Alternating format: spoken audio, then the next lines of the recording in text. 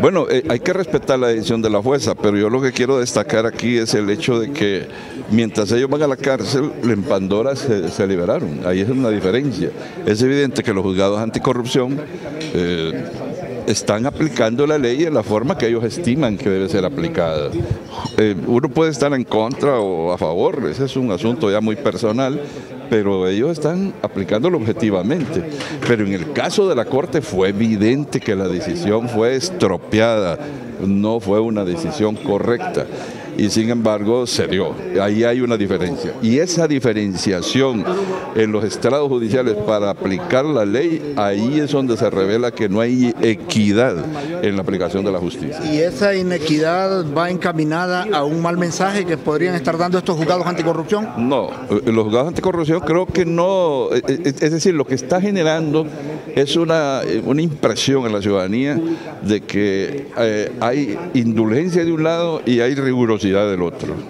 Lo que pasa es que, viéndolo bien, el hecho es que se necesita una apreciación jurídica más precisa en el caso de los juzgados anticorrupción para una opinión, pero en el caso de Pandora es evidente que se atropelló la ley.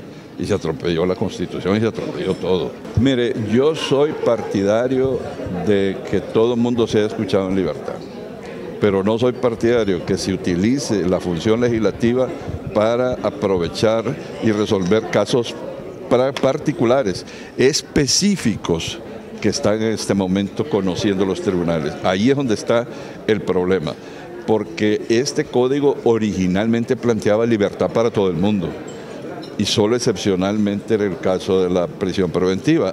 Esos diputados lo cambiaron. ¿Y lo cambiaron por qué? Porque creyeron que jamás los juzgados los iban a tocar a ellos. Era para otros que estaban dedicados. Ahora que va contra ellos, entonces sí están preocupados por el 184. Ahí es donde no estoy de acuerdo.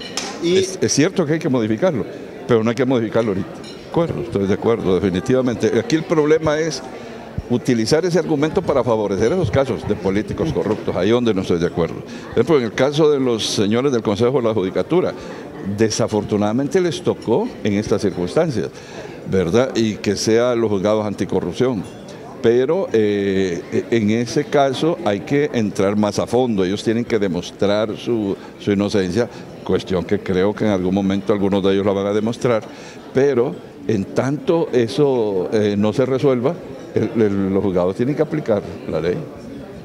Pues mire que le voy a decir, es fácil, fíjese. Solo tiene que funcionar el sistema preventivo en el manejo de recursos. Por ejemplo, el Tribunal Superior de Cuentas, hacer oportunamente sus intervenciones. Sé que tiene limitaciones presupuestarias, que tiene limitaciones de personal, pero ser más selectivos en la evaluación.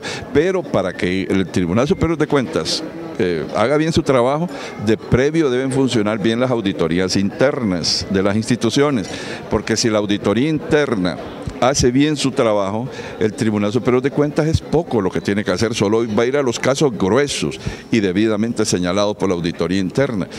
Si eso funcionase, yo le garantizo que los casos de corrupción serían mínimos, pero no funciona, porque la auditoría interna sabe dónde está concentrada en Casa Presidencial, desde ahí dan instrucciones a los auditores internos.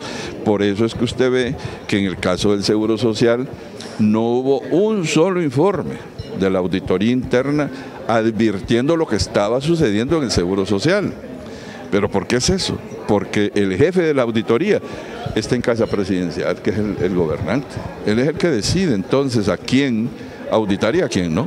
Ahora, ¿cómo se puede interpretar lo que sucedió hoy cuando pues han trasladado a los ex concejales al primer batallón? ¿Es un paso a la lucha contra la impunidad y la corrupción en el país?